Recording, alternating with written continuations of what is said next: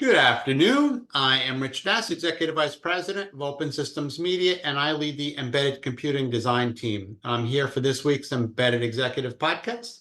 This week, my embedded executive is Donna Moore, who is the CEO and chairwoman of the board of the LoRa Alliance. How you doing, Donna?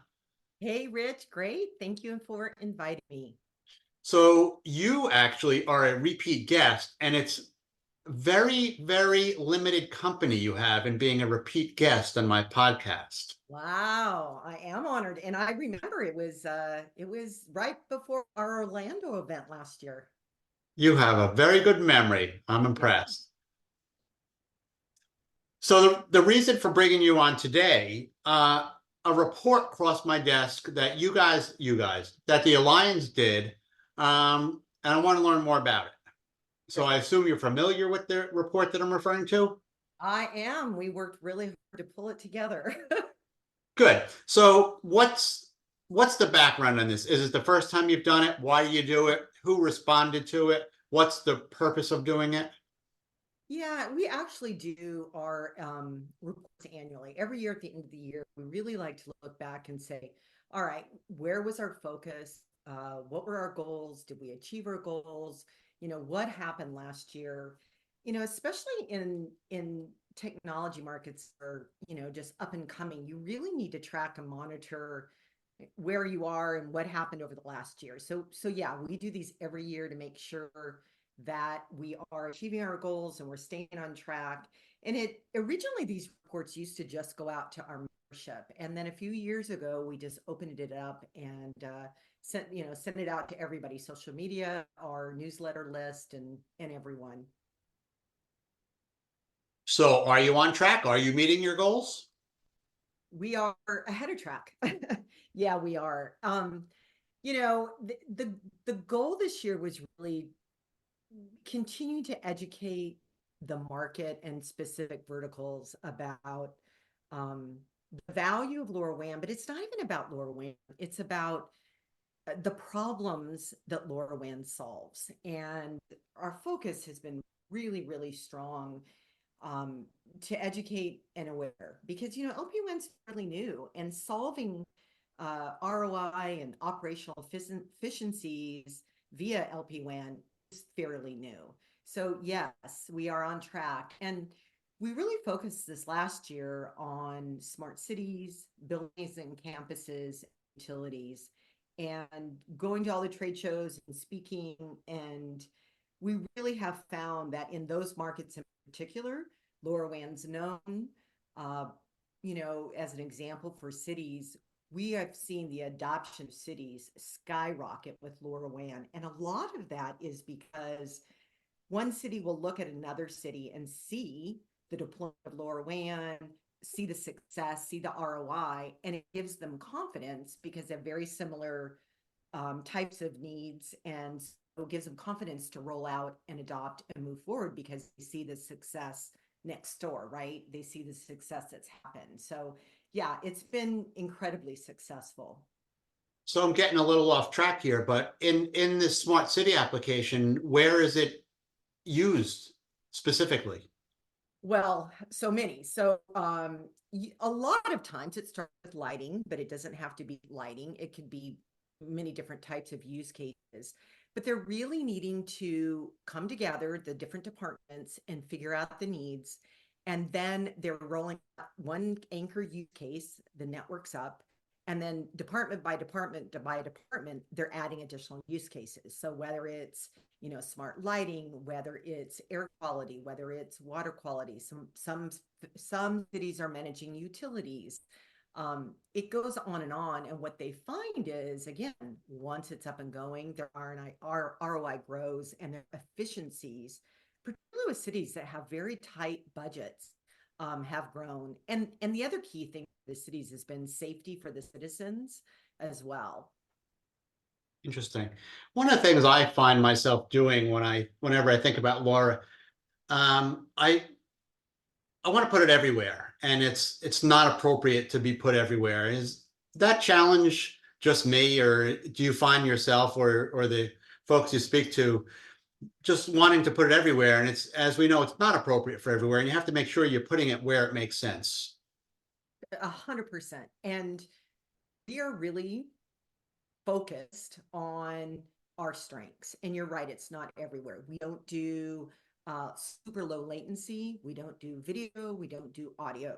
We do 75% again of the mass IoT needs, which is, you know, exceedingly long battery life, low data rates, and, you know, hard to reach areas through concrete ground. And it's really those small messages from an incredible amount of things to bring forward to provide intelligence, especially over time, to make better decisions and alert you, or safety, or, you know, whatever the use case is. So yeah, we don't do everything. We don't want to do everything. We partner with Wi-Fi, 5G for those video cases. We partner with Bluetooth. We partner with RFID. And that is how really the world of IoT, in my opinion, is meant to be. Okay. I'm going to challenge you here. One of the takeaways that I saw from this report said LoRaWAN took a leadership position in Industry 5.0 as it meets sustainability, efficiency, and quality of life requirements. How the heck does it do that? And before you answer Yeah. that, what is your definition of Industry 5.0? Yeah. So let me just back up a second there. So 4.0 is, you know, really about operational efficiency, using technology to gain operational efficiencies. And 5.0, we really have been the leader in. And what the Alliance sees as 5.0 and what the industry is stating, it's really taking a step further than just operational efficiencies. And it's looking at how do you incorporate the technical efficiencies with the workers and the humans. And that means merging them together. So we look at the strengths of the technology, which allows the workforce, the people, to do more efficient in what their strengths are. We look at safety for them. We look at quality of life in terms of how the technology is used. So 5.0 goes just from ROI and technology to including the human part of operations. And LoRaWAN's always been about people, all right? Workers, safety, efficiency, planet, sustainability, primarily environmental sustainability, and profits. So we've been leading that for a long time. So 4.0 is about, again, including the people side of the work equation and the planet side of the working equation. Okay, that sounds good. Um, I'm a huge believer in ecosystem, and no matter how good your technology is, if you don't have the ecosystem, it doesn't matter. What's going on the ecosystem side of LoRaWAN? Yeah, I mean, we have the depth and breadth of the full value chain, right? To implement LoRaWAN, it takes a village to do any kind of LPWAN IoT, and so we continue to grow. I think some of that's also seen in our board. We just had Browan join the board of directors. Henry Hung is on our board now, and they're really looking to support and grow LoRaWAN in Asia Pacific regions. Browan is a device manufacturer. We just had Netmore join the board as well. We just had EchoStar Mobile join the board. Telemaco, who's from EchoStar, leading it, because of our leadership in satellites. We've been doing quite a bit with satellites in terms of another network platform. And so I think seeing the diversity of even just our board members, and it's certainly represented in our general membership as well, leading the way and continue to evolve the alliance is it's demonstrated in the members that join. That's awesome. So when I bring you back onto the program a year from now, what milestone will we be talking about? I think we're going to be talking about, actually, I know we'll be talking about industrial IoT. So while we've, again, in the last year, cities, buildings, and utilities, incredible growth in those areas. this year, and we're going to have one very large meeting in Munich, June 19th and 20th.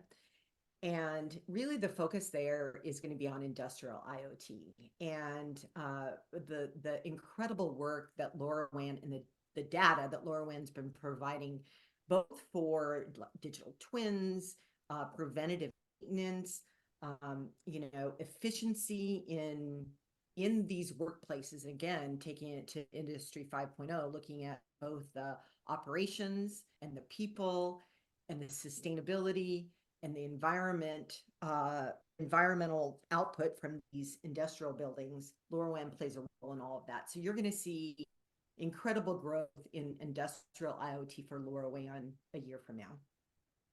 Awesome. Well, thank you very much, Donna. Yeah. Yeah. That was Donna Moore. She is the CEO and chairwoman of the board of the LoRa Alliance, and I'm Rich Nass with Open Systems Media.